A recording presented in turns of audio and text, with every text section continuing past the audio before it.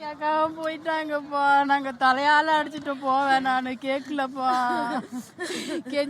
கெஞ்சணும் போவாதீங்க போவாதீங்கன்னு கேட்காது. செத்த நேரத்துல 6:30 மணிக்கெல்லாம் என்கிட்ட பேசினாங்கப்பா. கும்பலாருக்கு வந்துருங்கன்னு. வந்துடுறோம் நாங்க. திருப்பி ஒரு 1/2 மணி நேரம் கமிச்சு பார்த்தா ஒண்ணுமே இல்லம்மா. போனோமா கிடக்குது. என் பிள்ளையும் என் மாப்பிள்ளையும் போயிட்டாருப்பா. அடுத்த மாசம் கல்யாணம்ப்பா. 2 பேருமே போயிட்டாங்க. 2 பேருமே செத்துட்டாங்க. 2 பேரும் போய் அடுத்த மாசம் கல்யாணம்ப்பா. போயிட்டாங்கப்பா. இதுக்கெல்லாம் என்ன சொல்றது? அடுத்த வாரம் கல்யாணம். 2 பேத்துக்கு அடுத்த மாசம் கல்யாணம். ஒரே குடும்பத்தில் 2 பேத்துக்கு அடுத்த மாசம் கல்யாணம். 23 கோகுலஸ்ரீ ஆகாஷ்பா.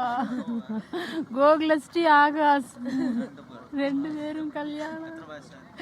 2 பேத்துக்குமே 24 வயசு தான்ப்பா ஆகுது. 5 மாசம் கல்யாணம்.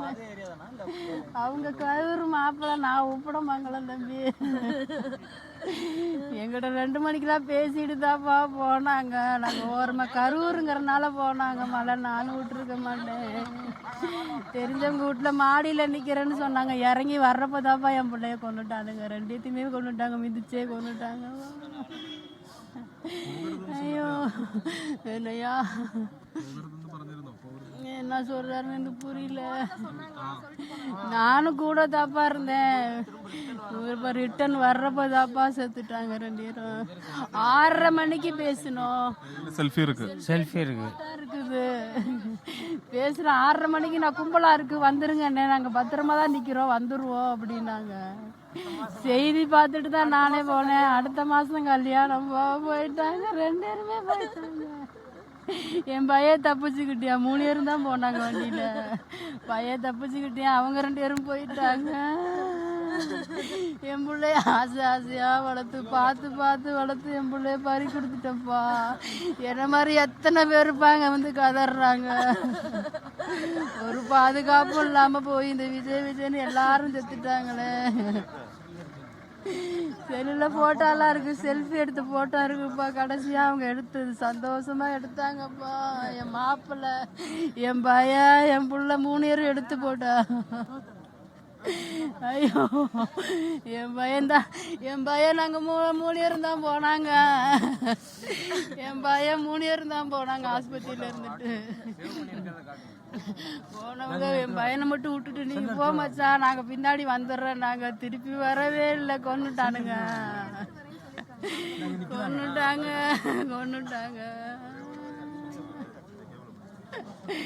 ஐயோ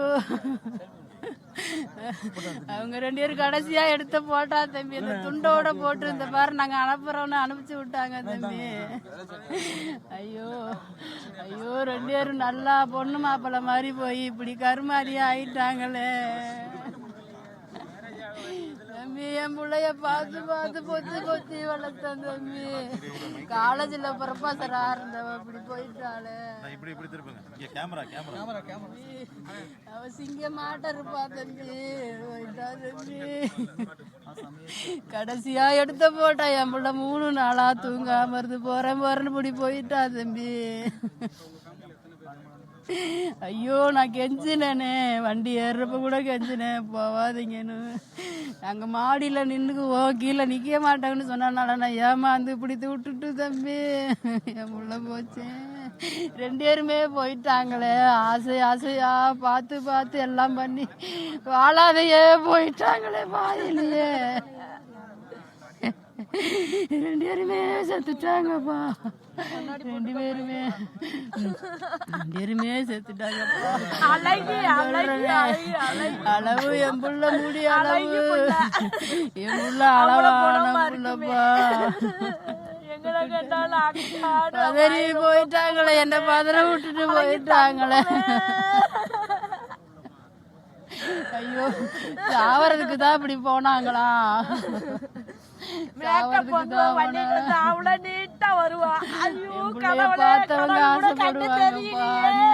போயிட்டாலே தம்பி இப்படி சாவா நாங்க நினைக்கலையே. எத்தனை பேர் இந்த கடவுளை கட்சி 24 വയസ്സുള്ള 2 യുവാക്കളുടെ ഉറ്റവരാണ്. അടുത്ത മാസം വിവാഹം കഴിക്കേണ്ട യുവാക്കളാണ്. അവരുടെ വേർപാട് താങ്ങാനാകാതെ വിങ്ങിപ്പൊട്ടുന്ന ഹൃദയങ്ങളുമായി സംസാരിക്കുകയാണ് അവരുടെ ഉറ്റവർ, ബന്ധുക്കൾ. കഴിഞ്ഞ കുറച്ചധികം മണിക്കൂറുകളായി നമുക്ക് ഇത് തന്നെയാണ് കാണാനാകുന്നത്. പലരും ആ വിജയം ഒന്ന് കാണാൻ ഇന്നലെ രാത്രി വൈകിയും വീട്ടുകാരെ വിളിച്ച, രാത്രി അല്പം വൈകിയാലും വീട്ടിലേക്ക് തിരിച്ചെത്തുമെന്ന് ഉറപ്പ് നൽകിയ പ്രിയപ്പെട്ടവരാണ്, ഉറ്റവരാണ് ഇങ്ങനെ ചേതനേറ്റ് കിടക്കുന്നത്. അതിലൊരു വലിയ ഇത്തരത്തിലുള്ള സംഘാടക പിഴവതിന് കാരണമാകുന്നു എന്നതിൽ സ്വാഭാവികമായി അവർക്ക് അരിശമുണ്ട്, അമർഷമുണ്ട്.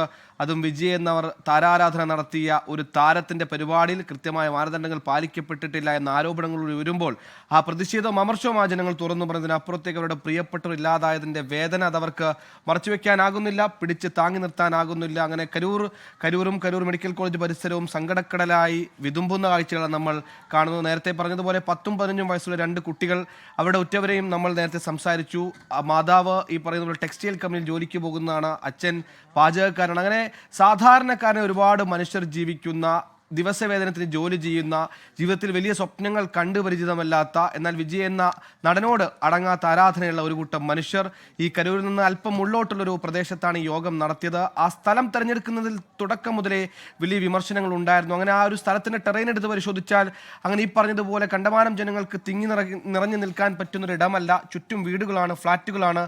ഈ പറഞ്ഞതുപോലെ യോഗസ്ഥലം, സ്റ്റേജ് എന്നൊക്കെ പറയുന്നത് ഒരു പേരിന് മാത്രമാണ്. ഒരു വാഹനത്തിൽ വരുന്നു, വിജയുടെ ക്യാരവനിൽ വരുന്നു, അദ്ദേഹം നിൽക്കുന്നു, സംസാരിക്കുന്നു, അങ്ങനെ ആ വഴി മുന്നോട്ട് നീങ്ങുന്നു. ഇതാണ് പൊതുവെ വിജയ് ചാർട്ട് ചെയ്യുന്ന പരിപാടി. അങ്ങനെ നാമക്കല്ലിൽ നിന്ന് വിജയ് കരൂരിലേക്ക് എത്തുമ്പോൾ നാമക്കല്ലിൽ ഉണ്ടായിരുന്ന ഒരു വലിയ ജനക്കൂട്ടം, അത് വിജയ് അനുഗമിച്ച് വന്നു. ഈ അനുഗമിച്ച് വരുന്ന ജനക്കൂട്ടം നമ്മൾ വിജയുടെ കഴിഞ്ഞ റാലികളടക്കം കണ്ടതാണ്. ഒരു പരിപാടി കഴിഞ്ഞാൽ അവിടെ നിന്ന് പിരിഞ്ഞു പോകാതെ ആ ജനം വിജയ് എങ്ങോട്ട് നീങ്ങുന്നുവോ അതേ ദിശയിൽ ഈ പറയുന്ന ആരാധക വൃന്ദം കൂടെ നീങ്ങുന്ന കാഴ്ചകൾ നമ്മൾ കണ്ടതാണ്. അതേപോലെ തന്നെ സമാനമായി നാമക്കല്ലിൽ നിന്ന് കരൂരിലേക്ക് നാമക്കല്ലിൽ നിന്നുള്ള ഒരുപാട് ആരാധകർ വിജയോടൊപ്പം അനുഗമിച്ചു പോയി. അതിനപ്പുറത്തേക്ക് രാവിലെ 6 മണി മുതൽ വിജയെ കാണാൻ കാത്തിരുന്ന കരൂരിലൊരു വലിയ ജനക്കൂട്ടം, ഇത് രണ്ടും കൂടി സമ്മേളിക്കുന്നു. ഈ വിജയുടെ പരിപാടികൾ കഴിഞ്ഞ തവണയൊക്കെ നടന്നിടത്ത് നമ്മൾ കണ്ടതാണ്. സമീപത്തെ കടകൾ അന്നേ ദിവസം പൂട്ടിയിടും, വലിയ ആൾക്കൂട്ടം ഉണ്ടാകുന്നതും കടകളിലെ സാധന സാമഗ്രികൾ നശിപ്പിക്കപ്പെടുന്നതും കണക്കിലെടുത്താണ് ഇത്തരത്തിൽ കടകൾ അന്നേ ദിവസം പൂർണ്ണമായി അടച്ചിരുന്നത്. ഇന്നലെയും സമാനമായി കരൂർ ഈ പറയുന്ന ഇടത്ത്, പ്രത്യേകമായി പ്രിസൈസായ ഇടത്ത് കടകളെല്ലാം അടച്ചു പൂട്ടി. അതുകൊണ്ട് തന്നെ രാവിലെ മുതൽ വിജയ് ഏകദേശം 12 മണിയോടുകൂടി, ഉച്ച 12 മണിയോടുകൂടി കരൂരിൽ എത്തേണ്ടതാണ്. അങ്ങനെ രാവിലെ മുതൽ തങ്ങളുടെ ഇരിപ്പിടം, തങ്ങളുടെ ഇടം കണ്ടെത്തി കാത്തു നിന്ന മനുഷ്യർ, ഒരു തുള്ളി വെള്ളം പോലും കുടിക്കാതെ, ഭക്ഷണം പോലും കഴിക്കാതെ മനുഷ്യർ വിജയെ കാത്ത് മണിക്കൂറുകൾ കാത്തുന്നപ്പോൾ അവർക്ക് വലിയ വേദനയുണ്ടായി, അവർക്ക് വലിയ ക്ഷീണമുണ്ടായി. ഈ ക്ഷീണവും അസ്വസ്ഥതയും അനുഭവപ്പെട്ട ഇടത്ത് അവർ ചിലർ കുഴഞ്ഞു വീണു. ഈ കുഴഞ്ഞു വീണതിനിടയിലാണ് ഒരു ക്രൗഡിനെ ഇത്രത്തോളം നിസ്സാരമായി മാനേജ് ചെയ്ത TVK നമ്മൾ പ്രത്യേകം പറയേണ്ടത്. കാരണം അങ്ങനെ ഒരു വലിയ വിഭാഗം മനുഷ്യർ അവിടെ തളർന്നു വീഴുമ്പോൾ, ദാഹം അകറ്റാൻ വെള്ളം പോലും കിട്ടാതെ നിൽക്കുന്ന സമയത്താണ് വിജയ് ഇത്തരത്തിൽ കുപ്പിവെള്ളം എറിഞ്ഞു കൊടുക്കുന്ന ആ ദൃശ്യങ്ങൾ നമ്മൾ കണ്ടതാണ്. അങ്ങനെ ഒരു വലിയ കൂട്ടത്തിലേക്ക് ഒരു 5-6 കുപ്പിവെള്ളം എറിഞ്ഞു കൊടുത്താൽ സ്വാഭാവികമായും ആ കുപ്പിവെള്ളം ശേഖരിക്കാൻ ആളുകൾ മുന്നോട്ട് വരും. അതൊരു തിക്കും തിരക്കിനും വലിയ കാരണമായി. അങ്ങനെ ഒരുപാട് ഘടകങ്ങൾ കാരണമായ, സത്യത്തിൽ യഥാർത്ഥത്തിൽ വസ്തുതപരമായി പറയുകയാണെങ്കിൽ സംഘാടക പിഴവിൻ്റെ അങ്ങേയറ്റമാണ് ഈ 39 പേരുടെ ജീവൻ നഷ്ടമായതിന് കാരണമെന്ന് പറയാതെ പറയേണ്ടി വരുന്ന ഏറ്റവും സങ്കടകരമായ കാഴ്ചയാണ് നമ്മൾക്ക് എങ്ങും കാണാനാകുന്നത്. നേരത്തെ ശ്രീകുമാരൻ അവിടെയുള്ള ജനങ്ങളുമായി സംസാരിച്ചപ്പോൾ അവരും ആ അമർഷം മറച്ചു വെക്കുന്നില്ല. ഒരു വലിയ സംഘാടക പിഴവ്, ആ സംഘാടക പിഴവിൽ പൊരിഞ്ഞ 39 ജീവനുകൾ, അതിൽ 9-ലേറെ കുട്ടികൾ, ആ കുട്ടികളിൽ 1.5 വയസ്സുള്ള കുഞ്ഞ്, അതിനപ്പുറത്തേക്ക് യുവാക്കൾ, അങ്ങനെ ഡെമോക്രഫിക്സിലി ഒരുപാട് വിവിധ പ്രായഭേദമന്യേ ഒരുപാട് വിവിധ പ്രായപരിധിയുള്ള മനുഷ്യർ, അതിൽ 1.5 വയസ്സുള്ള കുഞ്ഞുങ്ങളടക്കം ഉണ്ടാകുന്നു. നമ്മൾ നേരത്തെ പറഞ്ഞതുപോലെ വിജയുടെ പരിപാടിയിൽ സ്വാഭാവികമായും പങ്കെടുക്കാൻ വരുന്നവരിൽ 40-ന് മുകളിലുള്ള രാഷ്ട്രീയ ബോധ്യമുള്ള മനുഷ്യരല്ല. അതിനപ്പുറത്തേക്ക് വിജയ് എന്ന താരത്തെ കാണാൻ ആരാധന മുത്തുവരുന്ന വളരെ യുവാക്കളായ പിഞ്ചു കുഞ്ഞുങ്ങളെ പോലും കയ്യിലെടുത്തു വരുന്ന ദമ്പതികൾ, ഇതെല്ലാം നമ്മൾ കഴിഞ്ഞ റാലികൾ കണ്ടതാണ്. സമാനമായ ഒരു ആൾക്കൂട്ടം തന്നെയാണ് ഇന്നലെ കരൂരിലും ഉണ്ടായത്. ആ ആൾക്കൂട്ടത്തിന് മുന്നിലേക്ക് ഒരു മിസ്മാനേജ്മെന്റ് കൂടി ഉണ്ടാകുമ്പോൾ, ആ സ്ഥലത്തിന്റെ പരിമിതികൾ നിന്നുകൊണ്ട് ഒരു ചെറിയിടത്ത് ഒരുപാട് മനുഷ്യർ തിങ്ങി നിറയുമ്പോൾ ഉണ്ടാകുന്ന ഒരു വലിയ ദുരന്തം, ആ ദുരന്തത്തിന്റെ സാക്ഷിയായി ഈ പറഞ്ഞ കരൂർ മാറുന്നു. കരൂർ മെഡിക്കൽ കോളേജ് പരിസരം മാറുന്നു. അങ്ങേറ്റം ദയനീയമായ സങ്കടകരമായ കാഴ്ച. നേരത്തെ അമ്മ പറഞ്ഞതുപോലെ, ആ ഉറ്റവർ, ആ പ്രിയപ്പെട്ടവർ പറഞ്ഞതുപോലെ 20ഉം 24 വയസ്സുള്ള 2 യുവാക്കൾ, അടുത്ത മാസം അവരുടെ ദാമ്പത്യ ജീവിതത്തിലേക്ക് കടക്കേണ്ട മനുഷ്യർ, വിവാഹം ഉറപ്പിച്ചവർ, ആ കുടുംബം അവരിലൂടെയാണ് സ്വപ്നങ്ങൾ കണ്ടിട്ടുണ്ടാകുക. ആ കുടുംബത്തിന്റെ സ്വപ്നങ്ങൾക്ക് ചിറക് നൽകേണ്ടിയിരുന്ന യുവാക്കളാണ്. 10-24 വയസ്സ് വരെ നെഞ്ചോട് ചേർത്ത് അത്രയും പോറ്റി വളർത്തിയ മാതാപിതാക്കൾക്ക് ഇന്നലത്തെ ഒറ്റ പരിപാടിയിൽ ആ മനുഷ്യരെ നഷ്ടമാകുന്നു. 6 മണി 6:30 സമയത്ത് അമ്മ വിളിച്ച് പറഞ്ഞതാണ്, വലിയ ആൾക്കൂട്ടമുണ്ടെങ്കിൽ തിരികെ വീട്ടിലേക്ക് വന്നോളൂ, തിരികെ വീട്ടിലേക്ക് വരാൻ ഒരു അമ്മയുടെ ശാസനം എന്ന മട്ടിൽ ആ കുട്ടികളോട് പറഞ്ഞാണ്. പക്ഷെ അവർ തിരികെ വന്നില്ല. ഇന്ന് അമ്മയ്ക്ക് കാണേണ്ടി വരുന്ന പ്രിയപ്പെട്ട രണ്ടുപേരുടെ ചേതനയേറ്റ മൃതദേഹമാണ്. ഇങ്ങനെ സമാനമായ കാഴ്ചകൾ. മനുഷ്യർ മാത്രമാണ് മാറുന്നു, പ്രായം മാത്രമാണ് മാറുന്നു, പേരും ഐഡന്റിറ്റിയും മാത്രമാണ് മാറുന്നത്. പക്ഷേ ആ മനുഷ്യരുടെ വേർപാടിന്റെ വേദന അത് ഒന്ന് തന്നെയായിരിക്കും. അങ്ങനെ വലിയ സങ്കട കാഴ്ചയായി വിതുമ്പുന്ന നഗരമായി കരൂർ മാറുന്നു എന്ന് അക്ഷരാർത്ഥത്തിൽ നമുക്ക് പറയേണ്ടി വരും. ഇപ്പോൾ ചികിത്സയിലുള്ള 107 പേർക്ക് കൃത്യമായി ചികിത്സ നൽകാനുള്ള സംവിധാനങ്ങൾ ഒരുക്കിയിട്ടുണ്ട്. ഇനി മുന്നോട്ട് അത് മാത്രമാണ് നമുക്ക് നൽകാൻ കഴിയുക. നഷ്ടപ്പെട്ട ജീവനുകളുടെ വേദന ഉൾക്കൊള്ളുമ്പോൾ തന്നെ അവിടെ ബാക്കിയായിരിക്കുന്ന മനുഷ്യർക്ക് അവർക്ക് ജീവൻ നഷ്ടപ്പെടാതിരിക്കാൻ ഏറ്റവും മികച്ച ചികിത്സ നൽകുക എന്നൊരു ഉത്തരവാദിത്തമാണ് സർക്കാരിനുള്ളത്. അവർ അത് നിർവഹിക്കുന്നു. ഒരു വലിയ മെഡിക്കൽ സംഘം അവിടെ ക്യാമ്പ് ചെയ്ത് പ്രവർത്തിക്കുന്നു. ഇനി വരും ദിവസങ്ങൾ അല്ലെങ്കിൽ ഈ ചികിത്സയിലുള്ളവർക്ക് പരമാവധി ചികിത്സ നൽകിയാൽ പിന്നീട് നമുക്ക് തീർച്ചയായും ഉത്തരം കണ്ടെത്തുന്ന ചോദ്യമാണ് ഉത്തരവാദിത്തം ആർക്ക്, ഉത്തരം പറയേണ്ടതാര്. ആ ചോദ്യങ്ങൾ കൂടി ഉയർന്നു വരുന്നു. നേരത്തെ ഇതിന്റെ സൂചന MK സ്റ്റാലിൻ തന്നെ നൽകിയിരുന്നു. ഇന്നലെ ഇത്തരത്തിലൊരു കണ്ടോളൻസ് പ്രസ് നോട്ട് അദ്ദേഹം പുറത്തിറക്കുമ്പോൾ അതിൽ വ്യക്തമായി പറയുന്നുണ്ട് അനുമതിയില്ലാതെ നടത്തിയ റാലി എന്ന്. അത് തന്നെയാണ് ഇപ്പോൾ ഉയർന്നു വരുന്ന ചോദ്യവും. റാലിക്ക് അനുമതി ഉണ്ടായിരുന്നു. ആരുടെ പിടിവാശിയാണ് പരമാവധി 10,000 പേരെ മാത്രം ഉൾക്കൊള്ളുന്ന ഒരിടത്തേക്ക് വിജയ് എന്നൊരു വലിയ താരം ഈ നഗരത്തിന്റെ ഔട്ട്സ്കേർട്ടിലേക്ക്, നഗരത്തിൽ കുറച്ചൊരു മാറിയൊരു ഗ്രാമീണത്തിലേക്ക് വരുമ്പോൾ വലിയ ജനക്കൂട്ടം ഉണ്ടാകുമെന്ന മുൻവിധി പോലുമില്ലാതെ ഇത്തരം ചുരുങ്ങിയൊരിടത്തേക്ക് പരിപാടി സംഘടിപ്പിച്ചതാര്, അവിടെ ഇത്രത്തോളം ജനങ്ങൾ വരുമ്പോൾ നിയന്ത്രിക്കാതിരുന്ന ആര്, അതിനപ്പുറത്തേക്ക് വലിയ ജനക്കൂട്ടം ഉണ്ടാകുമ്പോൾ ആ ജനക്കൂട്ടത്തോട് പുലർത്തേണ്ട സാമാന്യമായ മര്യാദയുണ്ട്. അവരെ ഓർഗനൈസ് ചെയ്ത് അവരെ കൃത്യമായി മുന്നോട്ട് നയിക്കേണ്ടതുണ്ട്, അവരെ നിയന്ത്രിക്കേണ്ടതുണ്ട്. ഇതൊന്നും ചെയ്യാതെ ഒരു വലിയ ആൾക്കൂട്ടത്തിലേക്ക് കുപ്പിയെറിഞ്ഞു കൊടുക്കുന്ന രീതിയിലുള്ള അബദ്ധജടിലമായ മിസ്മാനേജ്മെന്റ് അടക്കം നടത്തിയ മനുഷ്യർ ഇതിന് മറുപടി പറയേണ്ടി വരുമെന്ന കാര്യത്തിൽ സംശയമില്ല. സുരജ് സജി നമ്മോടൊപ്പം ചെയ്തു.